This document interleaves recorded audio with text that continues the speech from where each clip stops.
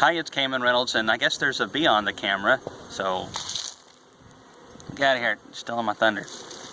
Alright, the bee's like, hey, we're the ones that are making you famous, you know, it's nothing to do with you, and that's probably true. So anyways, check this out right here. We're in our package versus nuke challenges, a little bit of robbing going on, but there's just nothing for the bees to get right now. Look down in here. I fed the bees a little while ago, and they're just down in there sucking up that pro sweet. And since I left it open, and I've only had it open a couple minutes, there's already a yellow jacket trying to get in here. Dumb thing. I guess it's not dumb, but this little colony right here wasn't as big as I liked it to be. However, when I opened it up, a lot of the bees did go down. I'm going to say they're about a 5-frame nuke size. I think they're going to be alright though. They've got a good bit of stores in there, and they got a little bit of brood on the way. I just wanted to show you that one real quick. We're going to get into these over here a little bit more. So we started out this year with 2 of our own nukes that we installed the 3rd week of April, and then we also had those 3 packages over there, and we're going to get to those in another video so we can focus a little bit more on the nucleus colonies. So for those of you who haven't kept up, those 2 nukes right there, again, 3rd week of April, we split those into these 2 colonies here. Let's get into this bigger one right here. And we made this one on the right much later, and we made it much smaller. And if I would have fed them through our fall flow, they would have done better, because the fall flow was just terrible this year because of the 2 odd month drought. I should have been on top of it a little bit more, but I just didn't get around to some of the extra colonies. So a pretty good bit of bees up in here. I checked them last week, and I gave them a gallon of feed. I'm probably going to give them 1 more gallon, which should help them go through the winter just fine. Like the big colonies, like this is a good sized colony. It's a good healthy sized colony, especially once we get down a little further below. But our bigger colonies that were bigger than this going into the fall flow, they produced enough to go through the winter without any supplemental feed. Let's just see what they look like underneath here. And the colonies are just about shut down on brood. You know, they probably have 1.5 frames, 2 frames, depending on the size of the colony. You know, so that's all right. We're going to probably discontinue pollen patty feeding at this point. These just don't really translate fall pollen, well, late fall pollen here, in my opinion, especially patties, into brood. Even though we're getting the 60s and 70s, they just don't want to brood with it. It's just that time of the year. Once we get past the solstice and get on the flip side, we'll have cooler weather than what we're experiencing now. And the bees will brood up much better just because it's that time of the year. Plus, we really don't start feeding our pollen patties coming out of winter until the maple pollens start hitting. And at that point, then you can really start hitting them really hard. We'll be talking about that more in the future. So here's the 2 original nucleus colonies. You can see there's a pretty good bit of brood in these bottom boxes. Now this one right here, we took the whole top box and made one of those, the big split over there with, and that's why it only has 1 box. I was hoping to draw another one this fall flow, but there was just nothing. Just none of my hives even tried to draw comb in the fall flow this year. There's a couple years ago, we had a fall flow, and I mean, I was having to put honey supers on just to keep them from swarming in the fall. Now, this one right here is bigger because we made the smaller split on the other side, and we didn't take near as many resources from them. We've also pulled frames of brood from these to help keep these colonies healthy. So you can see a little bit of robbing going on from other colonies. But look at this one right here. You got all these bees here. You got a pretty decent bit of bees up here. But we're going to be giving them all a little bit of feed depending on what they have. You can see some pollen patty remnants from the last time. And there might not be any brood down in here. It very well could be all up in there. I don't know. This is that new hive tool I got from the conference. I kind of like it to a degree. I love this part up here. It's super thin, which makes it nice and easy. It just seems like I could bend it though really easily. And this right here is one of the things I don't like. Compared to this J-hook, it is minuscule. I don't know why it's so tiny. It wants to slip off the frames very easily.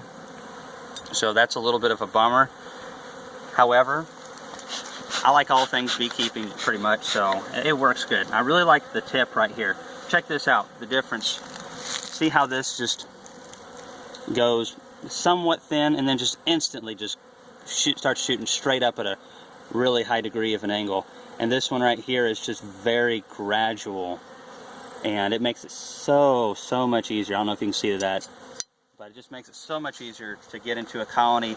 And if you use tools that get fat like that really quick, or just fat in general at the tip, you'll end up dog-earing the corners of your boxes more. And I don't like doing that any more than I have to. But yeah, this little thing right here just does not want to get into the frames near as much. So it's cool, but it's not going to be a standby for sure. I can't even hardly get under that thing. I don't know why that's even there. I do like the front part though. Let's see what we got. Ah, there's a decent bit of brood down in there. I see eggs. Well, let me know if the angle's any good for them. I can shake the bees off if I need to. There's a little bit of brood down in there. Alright. Wouldn't be surprised if... Oh yeah, there's a good bit of brood over here too. Now that top box is pretty heavy. And that's one thing, if it's still warm enough where you can get into your colonies, you might have a double deep that you're going to leave a double deep. And you might have some, like down here, you might have a couple frames that are mostly honey down here. Typically the bees all store them up, but occasionally you'll get some that are down there. And I prefer to have all of my honey in the top box, the bulk majority. And that way, once they go up in the winter months, because heat rises, that honey is just going to be up there waiting for them. And we've got more brood over here. Definitely need to give this colony some more feed. There's not a whole lot down here. I know there's a bunch in the top, and it's probably enough to go through winter. But one of the things that we need to watch out for is to have colonies that just thrive coming out of winter. One, we need a good cluster. We need dead mites so they're not feeding on that cluster and reducing the size of the cluster. We also need there to be plenty of protein and pollen coming out of the winter. A little bit more brood over here, not a whole lot. And we definitely need there to be enough to where the bees know that they can just go full throttle on their brood rearing without having to hold back. And that's one thing that I think many beekeepers don't learn quickly, and it takes a little experience and the right information.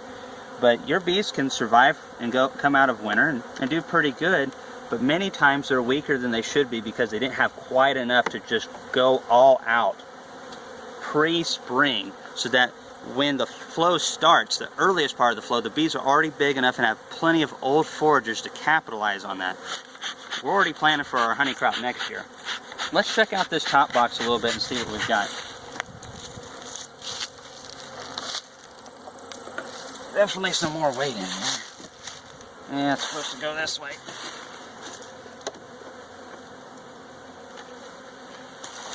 They definitely need some more feed though. That Pro Sweet, even though it's just now getting in the low 60s, those bees are down in that thing, like you saw at the beginning of the video, just hauling it in. And the nice thing about having the Pro Sweet or making that homemade invert syrup is that they can just stick it right in the combs. This frame's a little light. Let's go to the middle. Let's see what we've got to work with here. Looks like mostly honey. So that's pretty much what I'm seeing in most of these colonies, is there's about a couple frames of brood at the most. That's almost solid honey right there. Well, probably a decent bit of its Pro Sweet and honey mixed together. Yeah, I'm not seeing any brood. So, you know, probably feed this one at least a gallon, maybe feed it again next week.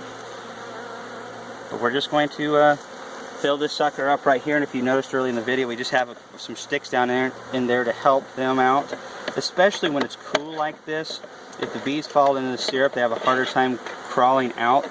Now, they don't fall in the syrup very often. Usually when they do, it's because they're weak.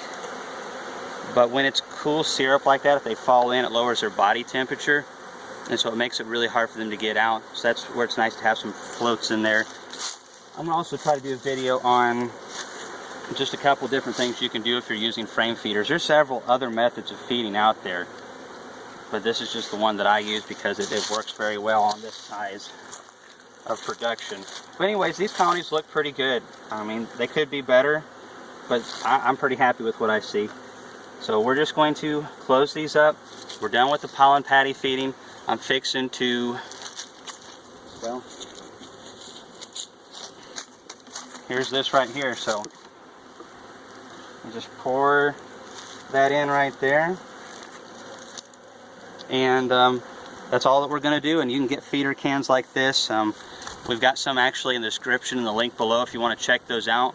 I really like these things. I think I've had these for 6 or 7 years and they're still holding up. You pay a little bit more, that's typically the way it works, and get some high quality made material, and then it's going to last you a long time. Because if you get the cheap cans from like a Dollar General or something like that, they're not going to last the year, especially with heavy syrup like this. This is 2.5 gallons, so right now I've got about 30 pounds in here, just about. So anyways, thanks for watching our videos. We're going to get into the packages before long and see how they're doing in comparison to these, and hopefully we're going to show you how we did a good job with our bees this year, and it'll lead to some sustainable beekeeping, maybe even profitable beekeeping in its first full year. Thanks for watching our videos.